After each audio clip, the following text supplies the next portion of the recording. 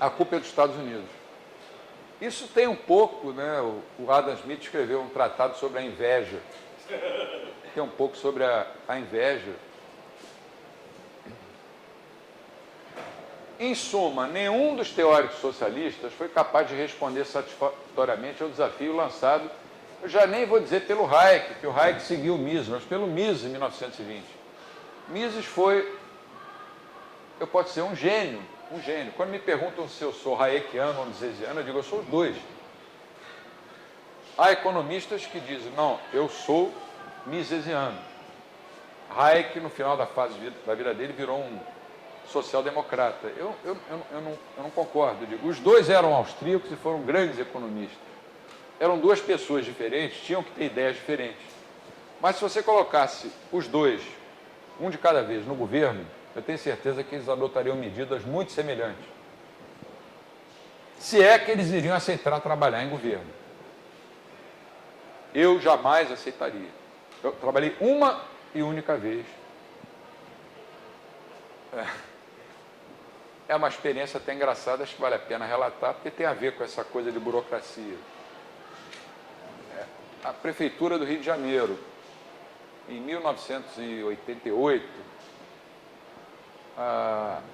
trocaram, o prefeito trocou, era ano de eleições municipais. O prefeito, que eu não preciso mencionar o nome, trocou o secretário de Fazenda, nomeou ele para o Tribunal de Contas do município, como é comum, né? E chamou para ser o novo secretário um colega meu aqui da UERJ, que era meu colega na época, na instituição que eu trabalhava, e que era muito meu amigo, ainda é, para ser o secretário. E esse meu amigo me chamou para ser o subsecretário. Me dá uma ajuda lá. Eu falei, pô, mas é um governo socialista, tua cabeça é completamente diferente da minha, eu não penso assim. Não, vamos lá, você só vai fazer contas, você só vai me ajudar. Aí tá bom, lá fui eu, era na Presidente Vargas. Subsecretário de Fazenda do município do Rio de Janeiro. No dia que eu assumi, foi 28 de agosto de 1988, o Banco Central decretou a falência do município do Rio de Janeiro. Por quê? Aí a minha tarefa era ajudar o meu amigo, que era meu chefe, a descobrir por quê. Aí eu passei uns 20 dias cercando o secretário do Tesouro Municipal para tentar descobrir como é que estavam as contas do Tesouro do município do Rio de Janeiro. O cara escondia de todo jeito, não me dava de jeito nenhum. Um dia lá eu perdi a paciência, veio, sei lá, o sangue calabrese, eu espremi o cara num canto e fui ver. Quando aquele prefeito tinha assumido, o município tinha 40 mil funcionários, mais ou menos. E naquele ano, que já era ano de eleição, estava com 139 mil funcionários. Ele colocou quase 100 mil funcionários para dentro do estado, do município. E em agosto estavam entrando pessoas, que ia ter eleição, acho que era em outubro ou novembro, pessoas estavam entrando em agosto, recebendo retroativamente como se tivesse entrado em janeiro. Aí tivemos uma reunião um domingo de tarde, eu, o secretário e o prefeito.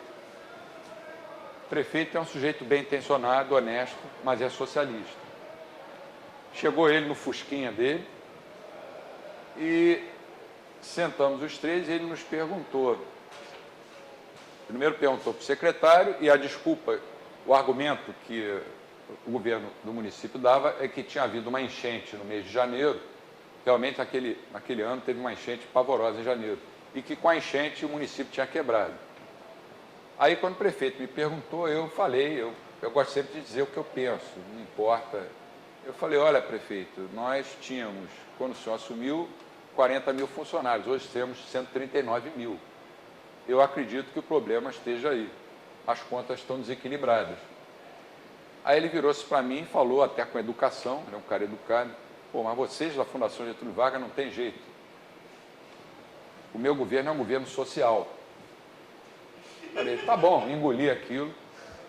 Ele era o prefeito.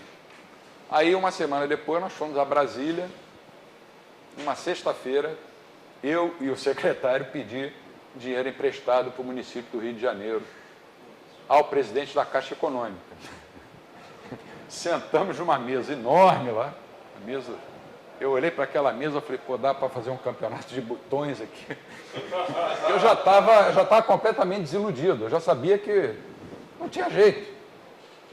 Aí ele sentou na cabeceira, o secretário de um lado e eu do outro. Aí o meu amigo falou da enchente, falou disso, falou daquilo. Aí quando ele se virou para mim e perguntou, o que o senhor acha, doutor? Eu botei o dedo direto na rubrica de pessoal. E ele falou assim, tá vendo? O seu subsecretário identificou o problema. Nós não vamos emprestar dinheiro para o Rio de Janeiro.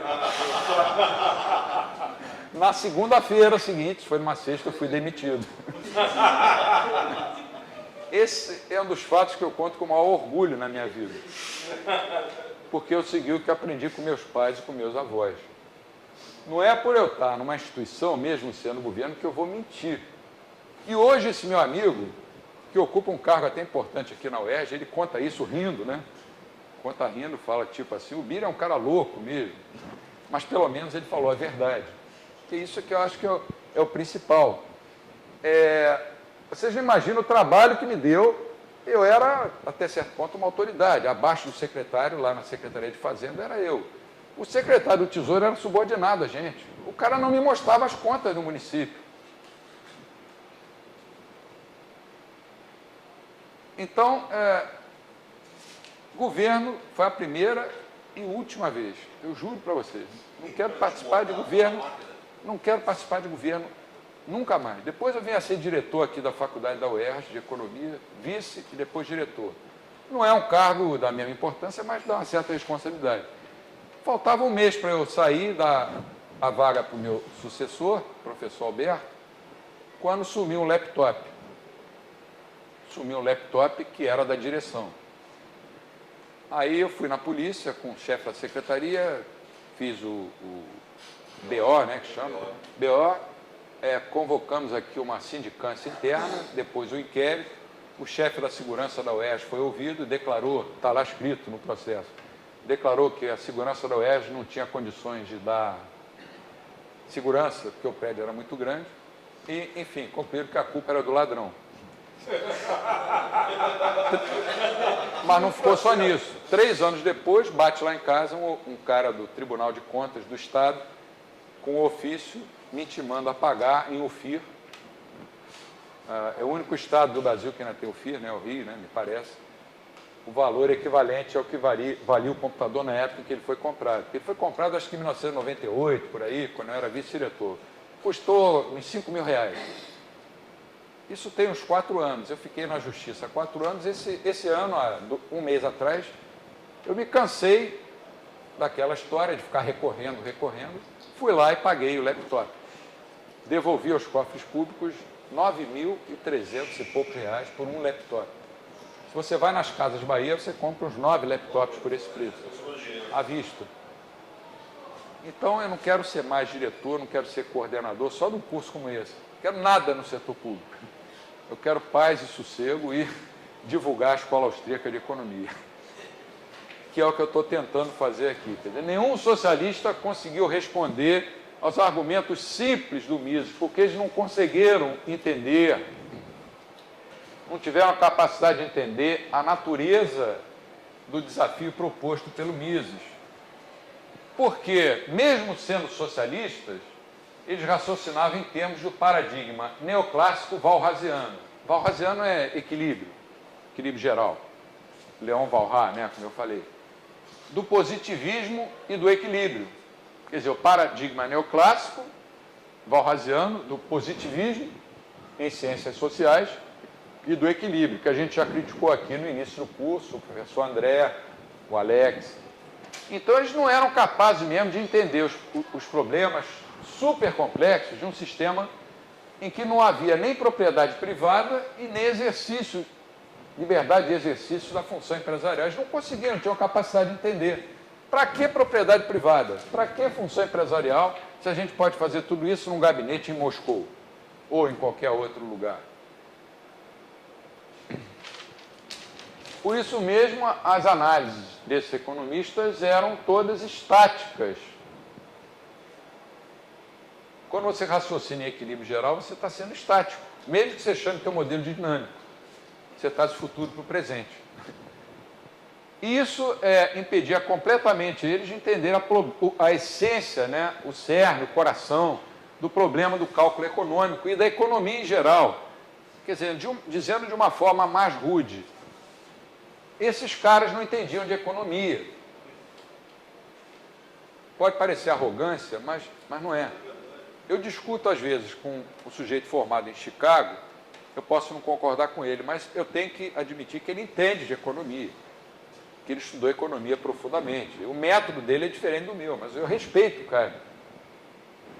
Como ele também deve me respeitar. Mas esses aí não tinham a menor noção de como funciona o sistema econômico. E achavam que podia ser tudo comandado, com ordens de cima para baixo. E até hoje não houve nenhum socialista que tenha refutado os argumentos, não vou nem dizer austríacos, do Mises, que já vão fazer 100 anos. E nunca vai aparecer alguém que consiga refutar, porque a lógica do cara é irrepreensível. Da lógica ninguém escapa. Só podem existir preços se existirem mercados. Só podem existir mercados se houver propriedade privada.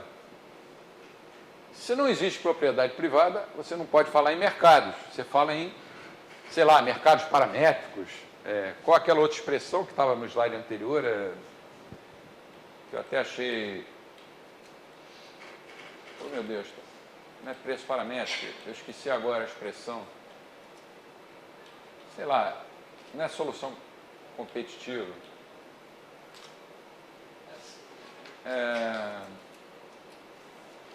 Como a gente tem tempo, similitude formal. Fugiu. Similitude formal. Se você não tem propriedade privada, você não tem mercados, nem algo similar formalmente ao mercado. Se não tem mercados, não tem preço. Pode ter alguma coisa que você chame de preço, mas não é preço. Se não tem preço, como é que você vai fazer cálculo?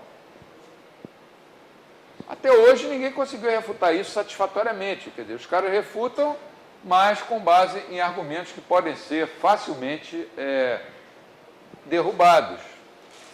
Eu preferia nem falar mais em cálculo econômico, porque para mim seria um assunto superado, mas infelizmente, em pleno ano de 2011, nós ainda temos que ficar... Porque vocês vão encontrar opiniões aí fora de pessoas que acreditam nos argumentos contrários ao de Mises. Amanhã nós vamos festejar os 9 anos desse livro, A Teoria do Meio Circulante e do Crédito, que é de 1912. Essa edição é americana, eu não tenho a edição em alemão, obviamente, porque eu não sei ler alemão e também não deve estar esgotado. Theorie des Geldes und der Umlaufsmittel, certo? Que traduziram como teoria da moeda e do crédito, mas que, segundo o professor Anthony Miller, que é alemão, que dá aula na Universidade de Aracaju, Geldes não significa moeda, significa meio circulante. Então seria teoria do meio circulante, ou se quiser, dos meios de pagamento e do crédito. E esse livro também do Rothbard, Man, Economy and State, with Power and Market. Esse livro também é sensacional. O Rothbard tem coisas que eu acho sensacionais, assim como tem coisas que eu paro um pouco para pensar e digo, será que ele está certo? Não cabe aqui nesse curso discutir. Ele, em algumas coisas, era radical demais. Em outras, ele tinha um equilíbrio perfeito. Ele escreveu um livro de história de pensamento econômico que é um dos melhores livros, talvez o melhor, que exista. São 2 volumes. Aliás, eu emprestei o 2º volume para alguém, a pessoa não me devolveu, e assim como o livro do Bombaver, eu emprestei, não me lembro para quem emprestei, e perdi o livro do Bombaver.